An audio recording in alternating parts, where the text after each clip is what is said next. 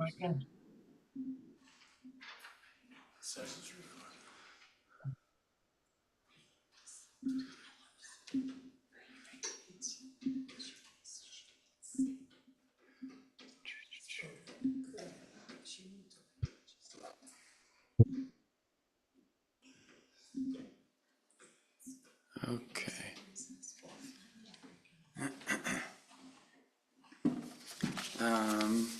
Good morning, everyone.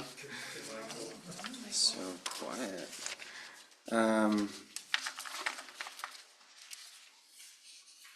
We have the pleasure of having Carrie Moon bring us the message today.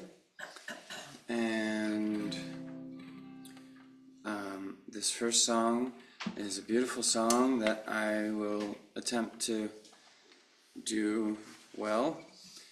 It's called Morning Sun. It's by an artist that Carrie introduced me to named Melody Gardot. She's awesome. And the song goes something like this.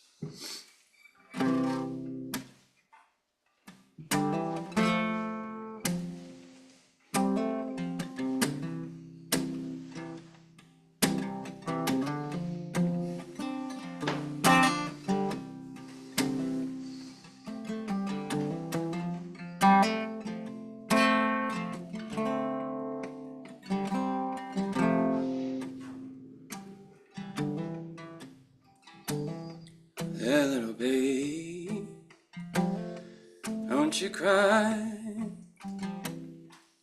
Got that sunny morning waiting on us now.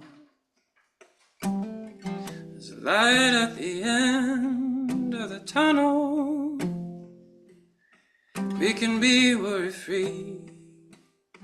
Just take it from me. Honey child, let me tell you now, child.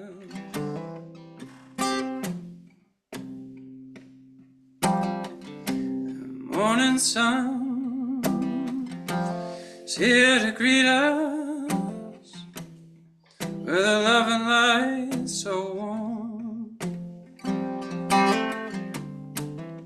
Morning sun is here to meet us, waiting on the waking up of everyone. She ain't gonna quit till you're smiling now. Let me tell you, child. Let me tell you, honey, child. That morning sun has come to greet you.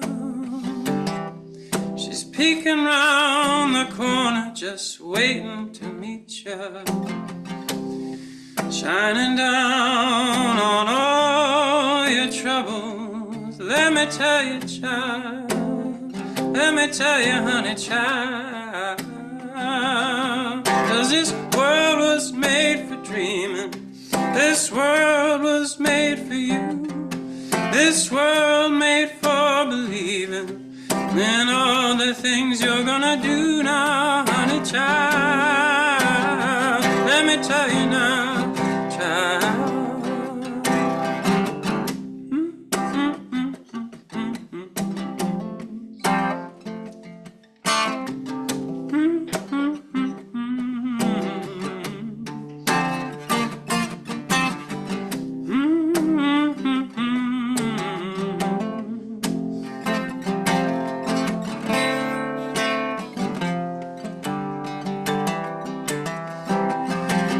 This world was made for dreaming. This world was made for you. This world made for believing in all the things you're gonna do now, honey, child. Let me tell you now, child. Oh, honey, child. Let me tell you now, child. Said, honey, child. Let me tell you now, child.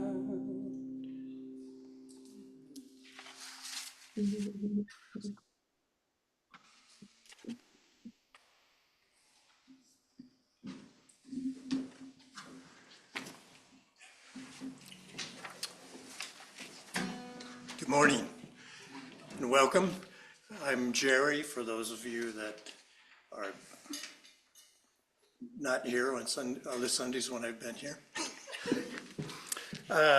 And you're here at Taos UCC, and there's a special welcome that we give that I'm going to give in a little bit. You're going to have to wait for it. But in the meantime, it's a thrill to have you here, and it's so rich to come and every Sunday dip into the well and find the water that's coming up from the people that are part of us. This morning, Carrie and Michael, and so enjoy and be part of it. Are there any announcements? Brenda?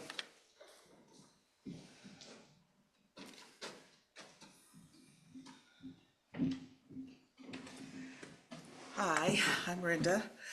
On Wednesday, Christine Ponko fell in her yard and broke her tibia and fibula and dislocated her ankle.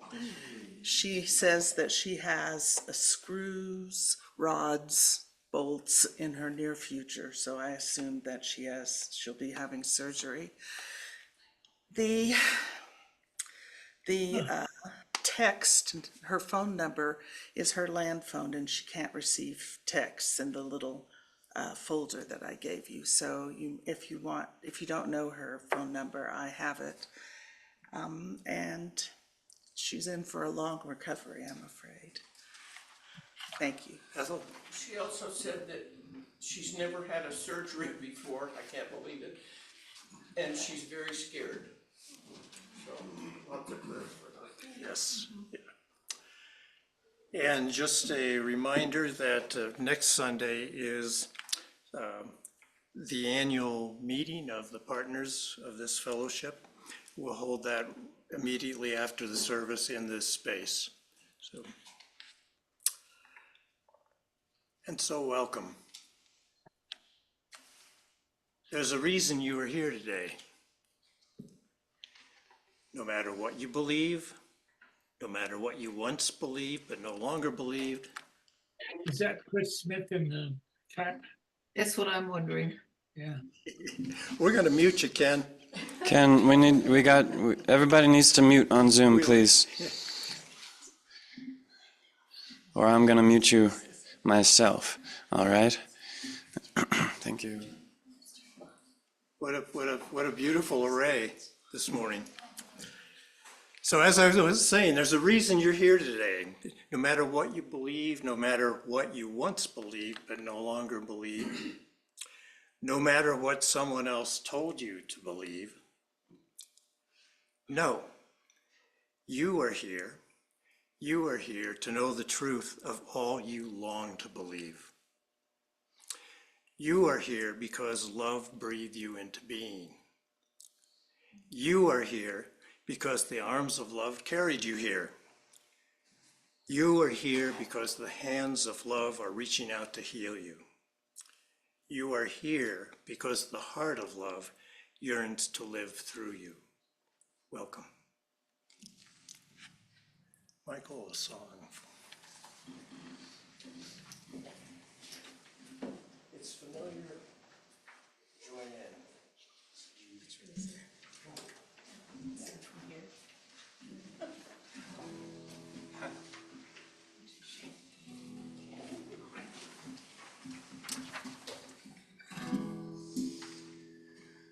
Oh Lord, prepare me to be a sanctuary,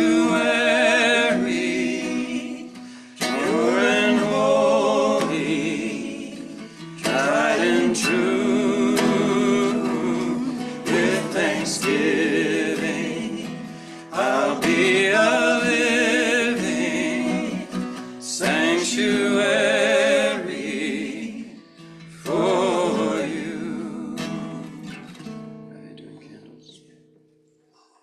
Let's light a candle while we're doing this. Bring a prayer, sing a song, and we'll repeat it until we all have it. Oh Lord, prepare me to be a sanctuary, pure true with thanksgiving. I'll be a living sanctuary for you. Lord, prepare me to be a sanctuary, pure and holy, tried and true, with thanksgiving. I'll be a living sanctuary for you. Prepare me, be a sanctuary, pure and holy, tried and true, with thanksgiving. I'll be a living sanctuary for you. Lord, prepare me to be a sanctuary, pure and holy, tried and true, with thanksgiving. I'll be a living sanctuary for you. Lord, prepare me to be a sanctuary, pure and holy, tried and true, with thanksgiving. I'll be a living sanctuary for you.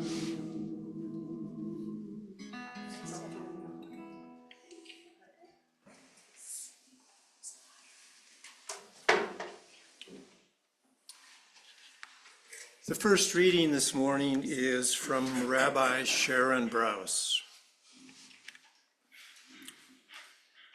Rabbinic text from the 9th century declares that every person is accompanied at all times by a procession of angels crying out, "Make way for an image of the Holy One is approaching." Every person, like royalty. And yet, again and again, the image of the Holy One is controlled and contained, humiliated and degraded, incarcerated and incapacitated, shot and killed before our very eyes. How do we keep missing all those angels with their trumpets and proclamations, desperate to rouse us to the dignity of every human being? And Virginia has our second reading. The second reading is a poem by Rainer Maria Rilke, translated from the German and found in his collection of poems entitled Rilke's Book of Hours, Love Poems to God. God speaks to each of us as he makes us, then walks with us silently out of the night. These are the words we dimly hear. You, sent out beyond your recall, go to the limits of your longing. Embody me. Flare up like flame and make big shadows I can move in. Let everything happen to you, beauty and terror. Just keep going. No feeling is final. Don't let yourself lose me. Nearby is the country they call life. You will know it by its seriousness. Give me your hand.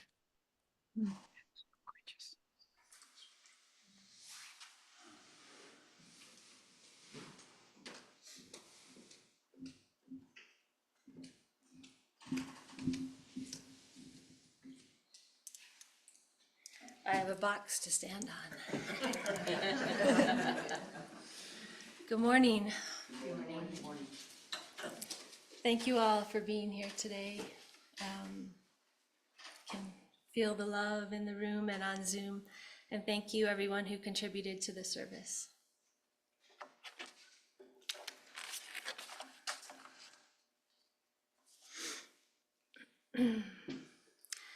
Last September, Harvard Medical School published a paper in Genetic Engineering and Biotechnology News titled, "The Very First Beat, How a Heart Starts to Pulse." In their exploratory work with zebrafish embryos, one question researchers posed was, how do heart cells go from silent to beating?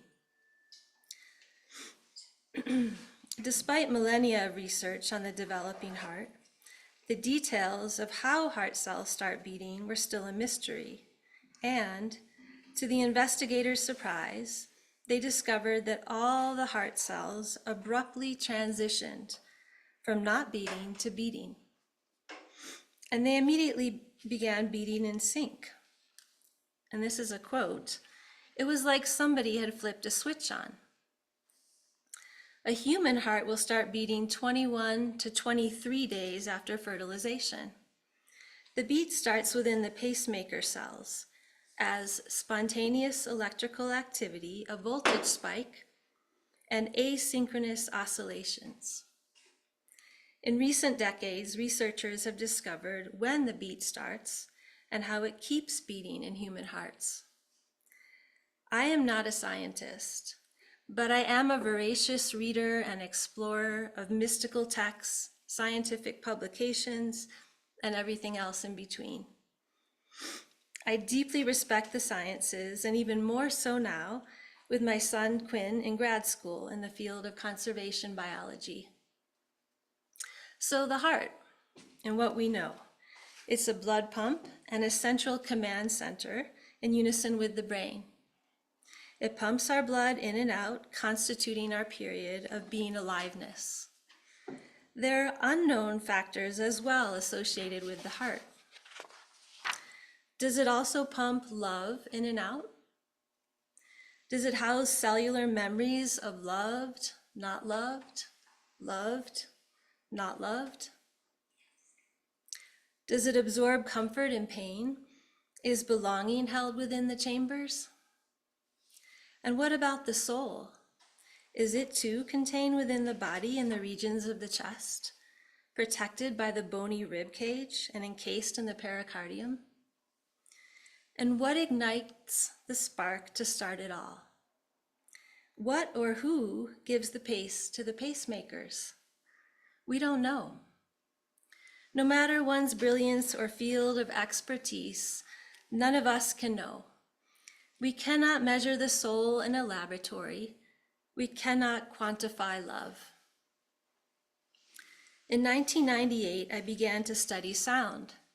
Sound as vibrational medicine, sound as a healing agent, and to practice applying sound to bodies.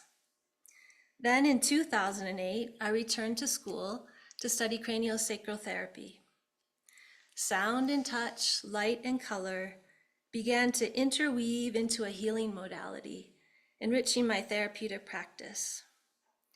I have noticed that regardless of what a person lists as their presenting condition or dis-ease upon arrival, for example, PTSD, chronic back pain, depression, all roads in treatment begin at, connect to, and/or end up back in the heart. Consequently, heart healing incorporates the atmosphere of conception, the environment in utero, as well as the early years of development and attachment. We often need to go back in order to keep going forward. According to psychoneuroimmunologist and prolific author Paul Purcell, in his 1998 publication, The Heart's Code, within the field of cardioenergetics, there is an unquantifiable factor that he refers to as L energy.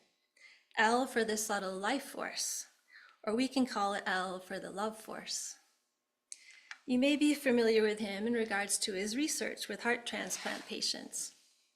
He states, all hearts exchange information with other hearts and brains. Okay, that makes sense.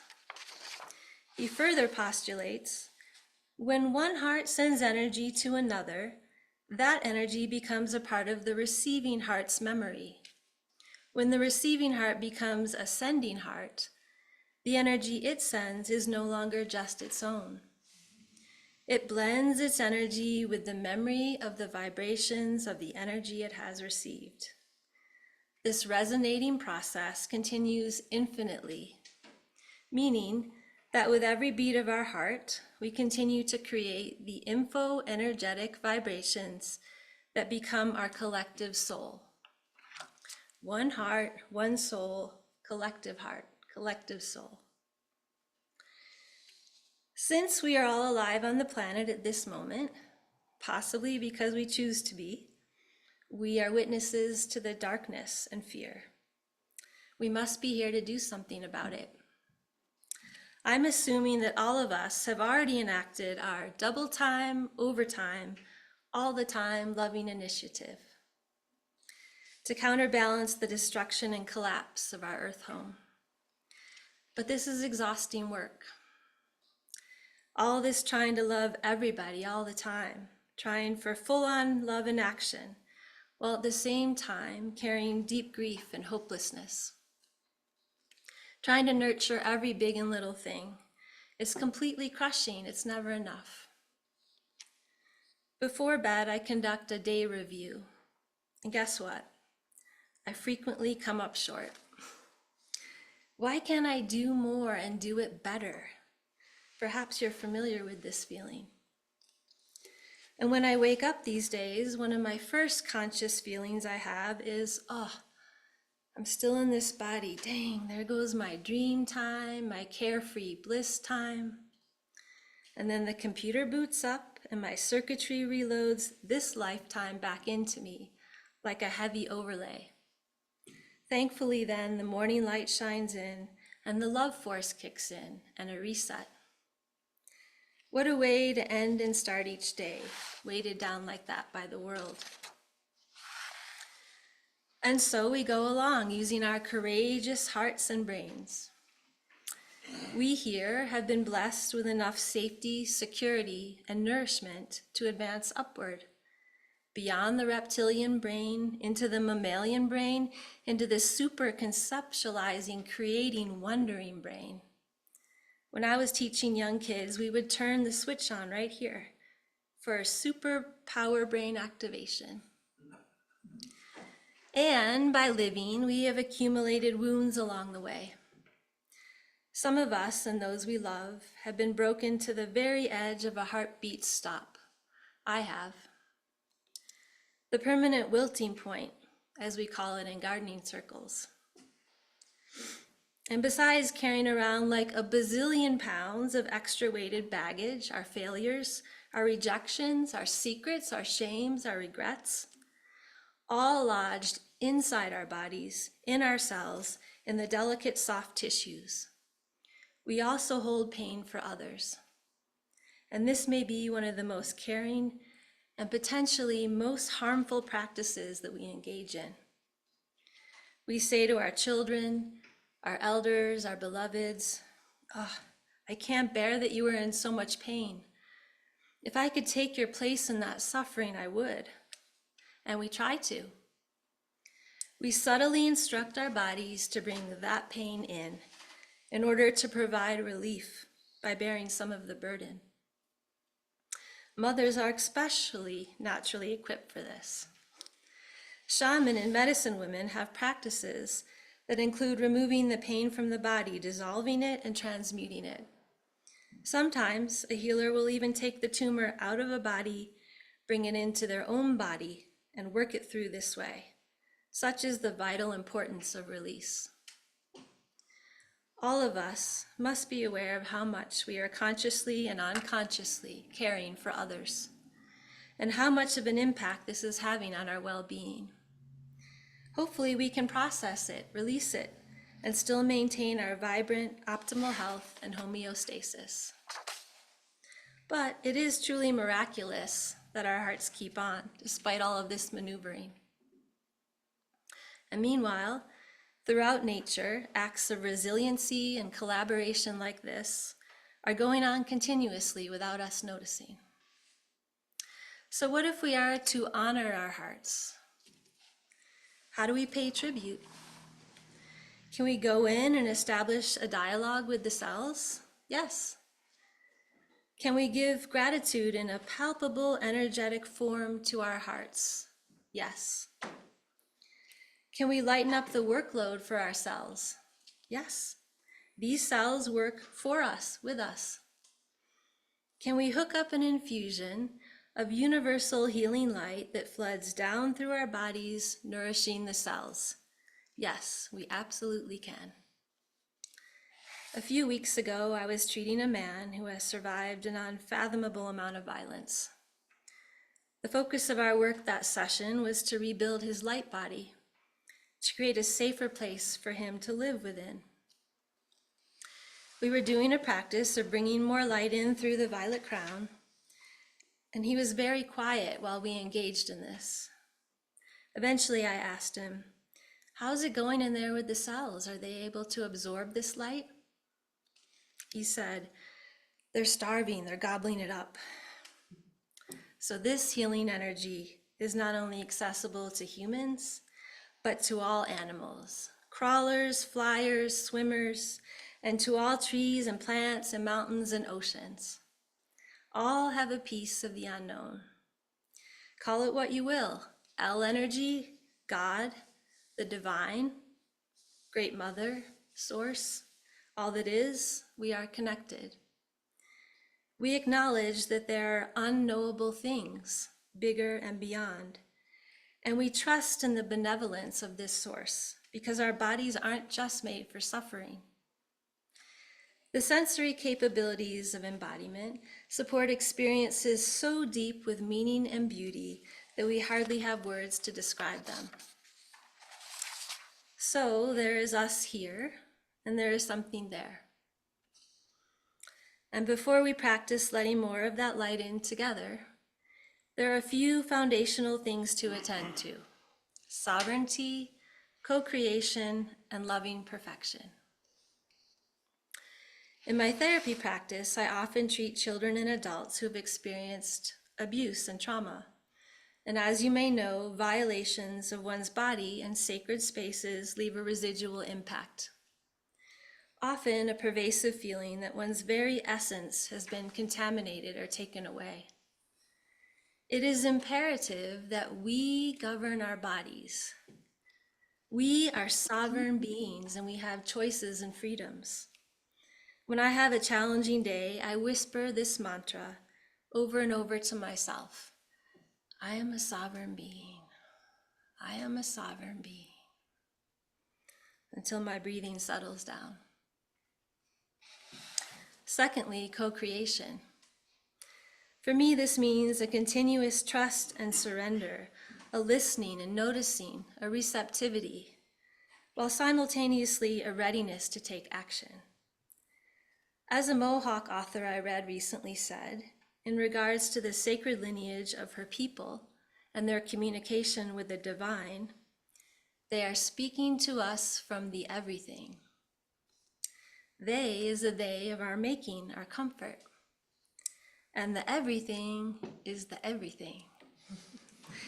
No matter what, I want to say yes to that. And the third concept, we are formed in loving perfection, escorted in with love. As Rilke's poem suggests, God says, "Take my hand, embody me."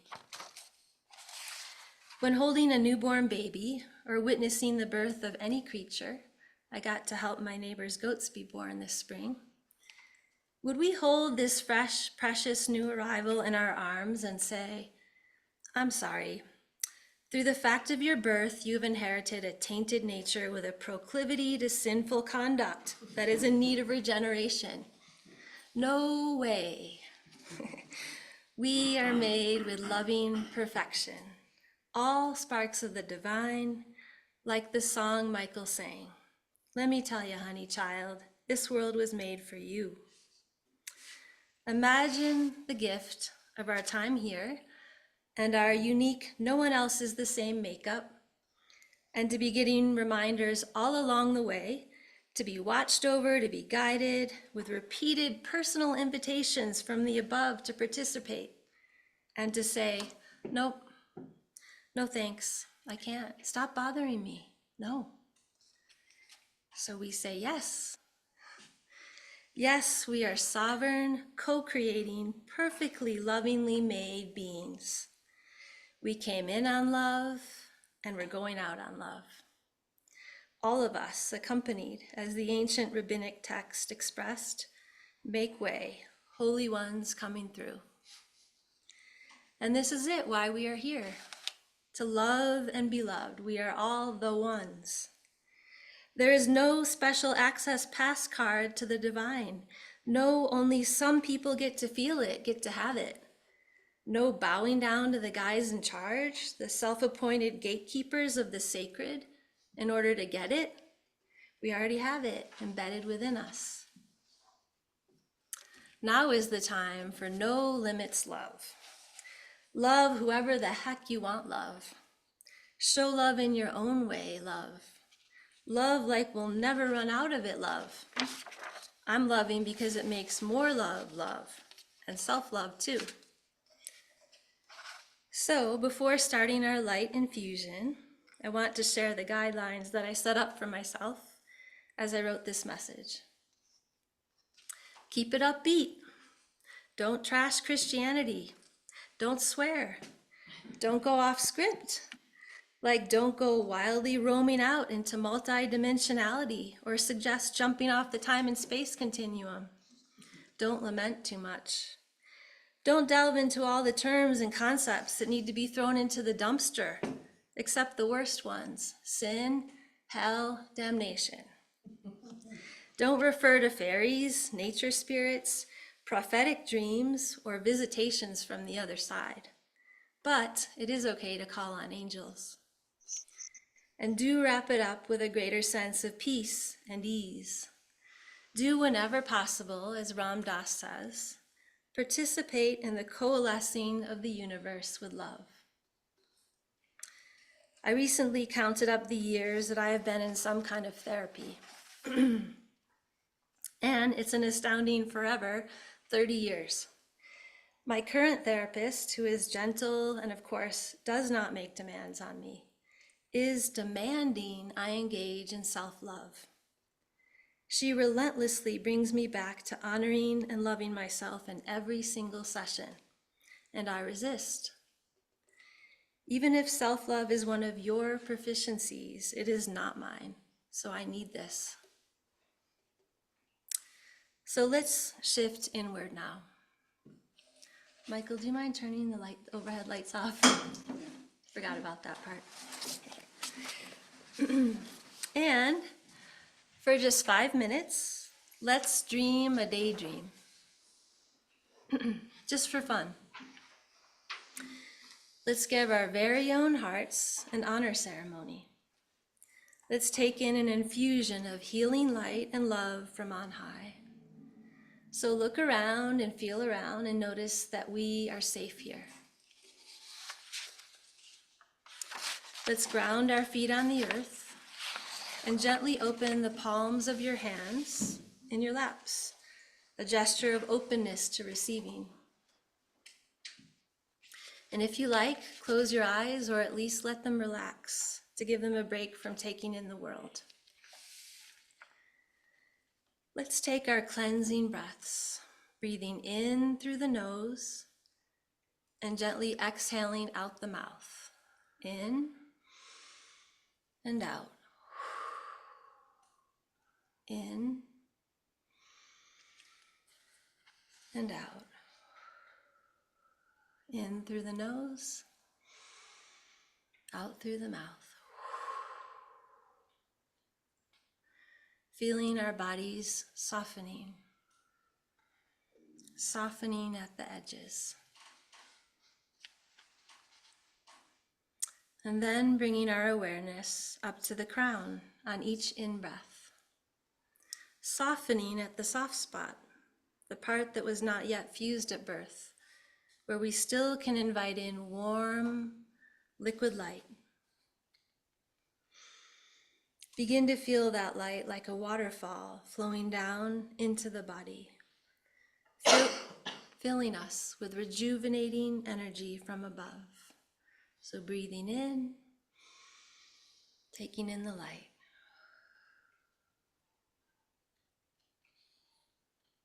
Let your whole body relax into this, letting your eyes sink back, your jaw relax, your shoulders drop, your belly relax, taking this in.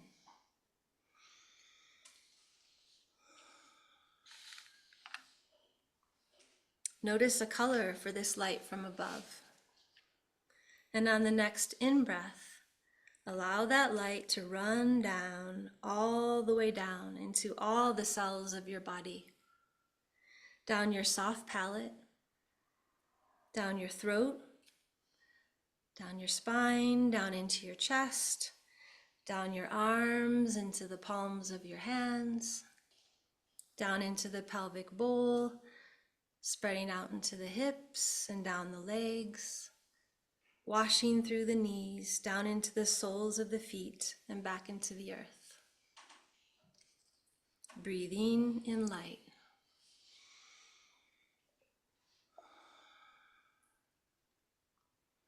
And now, breathing in light and exhaling out all that you no longer need to carry around. Breathing it out and letting it go.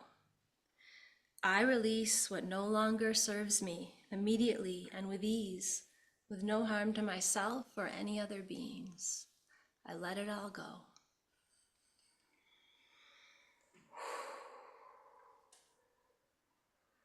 And now bring the focus to your heart center. Feel your heart in there, even put your hand there if you like, and invite more of this limitless healing light to penetrate the heart and the lungs. Filling them with gratitude and filling them with our reverence for their steady, constant work for us. Feel how the cells of the lungs and the heart take this in.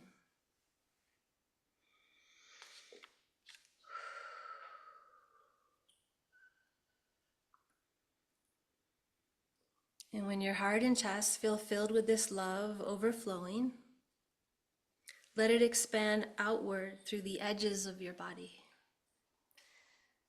And then out into the field around you, mixing with the love force in the room, wherever you are, in whatever room. And then let the light spread up and out, trusting that your life force will blend with all that is, in the best way for all. And when you are ready, gather up the pool of light in your hands and bring your palms together in front of your heart, resting there, breathing together.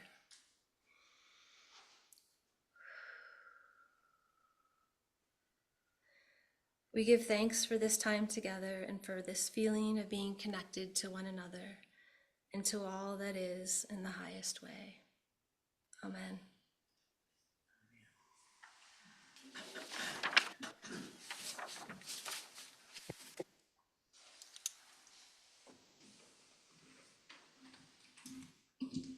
And it's custom to take a bit of silence, and Michael will bring us out with a song.